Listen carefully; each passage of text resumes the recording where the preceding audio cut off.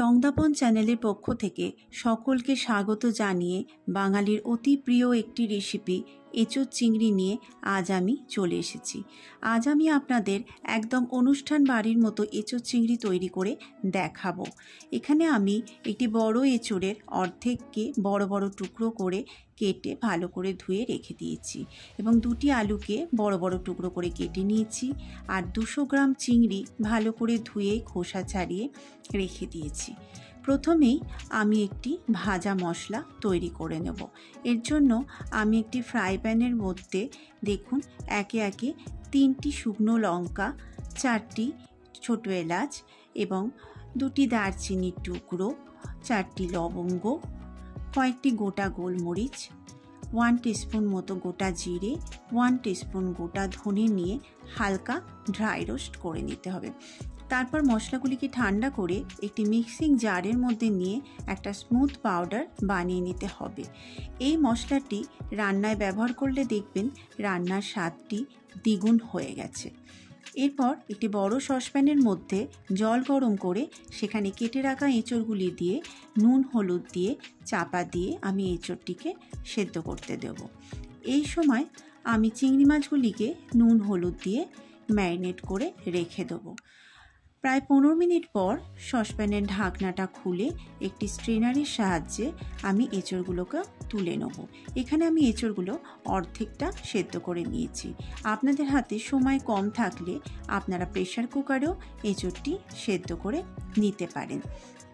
এরপর একটি কড়াইতে কিছুটা সর্ষের তেল নিয়ে সেখানে 1 টিস্পুন মতো হলুদ দিয়ে কেটে রাখা আলুগুলো একে একে দিয়ে দেবো। আলুগুলোকেও আমরা হালকা বাদামি করে ভেজে নেব। কিছুটা নুন এখানে অ্যাড করে নেব। তারপর আলুগুলো হালকা লাল হয়ে এলে সেগুলিকে তুলে একটি প্লেটে রেখে দিতে হবে। এরপর ওই একই তেলের মধ্যে আমরা ম্যারিনেট করে রাখা চিংড়ি মাছটা অ্যাড করে দেব। চিংড়ি মাছটাও হালকা করে ভেজে নিতে হবে। চিংড়ি মাছ কখনোই বেশি ভাজবেন না, চিংড়ি মাছ বেশি ভাজলে শক্ত হয়ে যায়। হালকা নাড়াচাড়া করার পর চিংড়ি মাছগুলো তুলে একটি প্লেটে রেখে দিতে হবে। তারপর কড়াইতে আরও কিছুটা সর্ষের তেল অ্যাড করে আমরা কিছু গোটা গরম মশলা ফোড়নে দেব। ফোড়নের জন্য দেখুন 2টো দারচিনি, আমি 4টি ছোট এলাচ এবং 3-4টি লবঙ্গ অ্যাড করে দেব।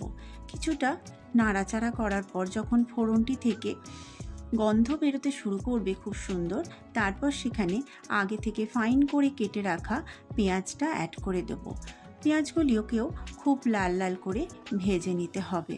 এরপর সেখানে 1 টেবিলস্পুন মতো রসুন এবং কাঁচা লঙ্কার পেস্ট অ্যাড করে নাড়াচাড়া করে নিতে হবে এবং কিছুক্ষণ পর 1 টেবিলস্পুন আদা বাটা ওখানে অ্যাড করতে হবে।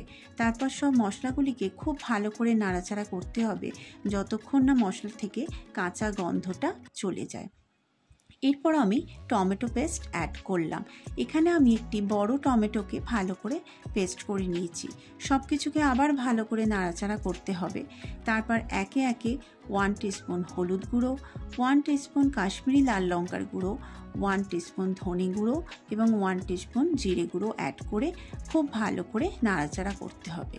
এখানে আমি কিছুটা জল অ্যাড করে দেব যাতে মশলাটা কড়ায় লেগে না যায়। কিছুক্ষণ নাড়াচাড়া করার পর আমি 2 টেবিলস্পুন মতো ফ্যাটানো টক দই এখানে অ্যাড করে দেব এবং দইটি দিয়ে সঙ্গে সঙ্গে কিন্তু নাড়াচাড়া করতে হবে। এরপর যে বাটিতে দইটা ছিল সেটা ধুয়েও জলটা আমি এখানে অ্যাড করে দেব। তারপর খুব ভালো করে নাড়াচাড়া করতে হবে যতক্ষণ না মশলা থেকে অয়েল সেপারেট হতে শুরু করেছে। দেখুন আমার মশলা থেকে তেল ছাড়তে শুরু করে দিয়েছে। এই সময় আমি ভেজে রাখা আলুগুলো এখানে অ্যাড করে দেব। তারপর মশলার সাথে আলুগুলোকেও কষিয়ে নিতে হবে। কিছুক্ষণ পর আমি সেদ্ধ করে রাখা এঁচোড়টাকেও এখানে অ্যাড করে দেব। তারপর সেটাকে নিয়েও খুব ভালো করে নাড়াচাড়া করতে হবে। এই সময় কিছুটা নুন আমি এখানে আবার অ্যাড করব। মনে রাখবেন এই রান্নায় কিন্তু নুন আগেও ব্যবহার হয়েছে। এরপর আমি 1 টিস্পুন মতো চিনি এখানে অ্যাড করব। নুন আর চিনিটা আপনারা আপনাদের স্বাদ মতো এখানে ব্যবহার করবেন। এরপর ভেজে রাখা চিংড়ি মাছটা দিয়ে আরও কিছুক্ষণ নাড়াচাড়া করে বেশ কিছুটা জল এখানে অ্যাড করে দিতে হবে।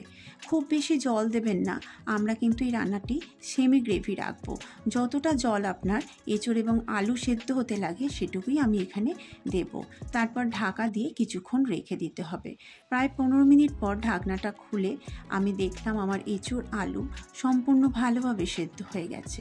এই সময় আগে থেকে তৈরি করে রাখা ভাজা মশলাটা 1 টিস্পুন আমি এখানে অ্যাড করে দিলাম। খুব সুন্দর একটা গন্ধ এই সময় বেরোবে।